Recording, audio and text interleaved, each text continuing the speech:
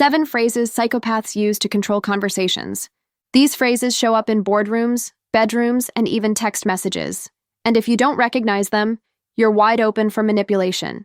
Stick around for the last phrase, because it's the one most likely to sneak by without setting off alarm bells. 1. That's not what you said earlier. They don't need facts. They just need you to question your own memory.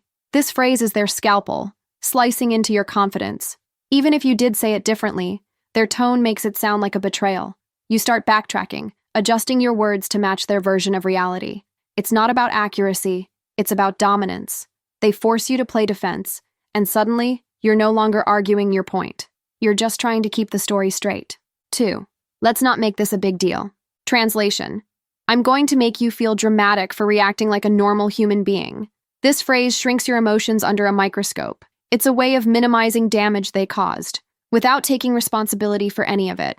If you press the issue, now you're overreacting. If you back off, they win.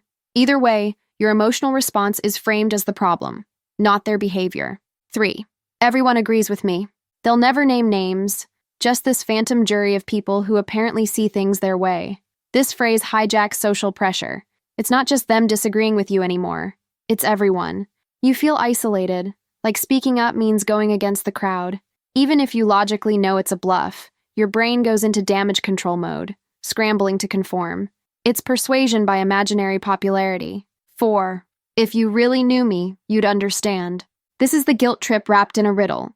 They flip the script, suggesting your confusion is proof you don't care. It's a trap. The more you try to understand them, the more you excuse their behavior.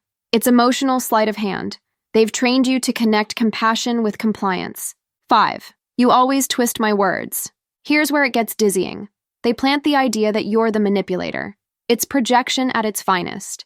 You start tiptoeing through every sentence, terrified you'll misinterpret something again. But the more careful you are, the more power they gain.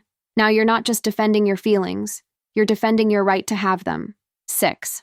You're just sensitive. This isn't an observation. It's a strategy. It makes your reactions seem like flaws instead of signals. By blaming your sensitivity, they don't have to change a thing. Bonus: it makes them look like the rational one. You feel the need to toughen up, swallow it down, and let it slide, all while they keep tightening their grip. 7. Let's just move on.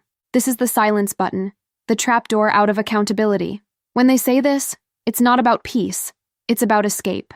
They've cornered you emotionally, and this phrase slams the door shut before you can respond. It feels like a resolution, but really it's a reset, so they can start the cycle all over again.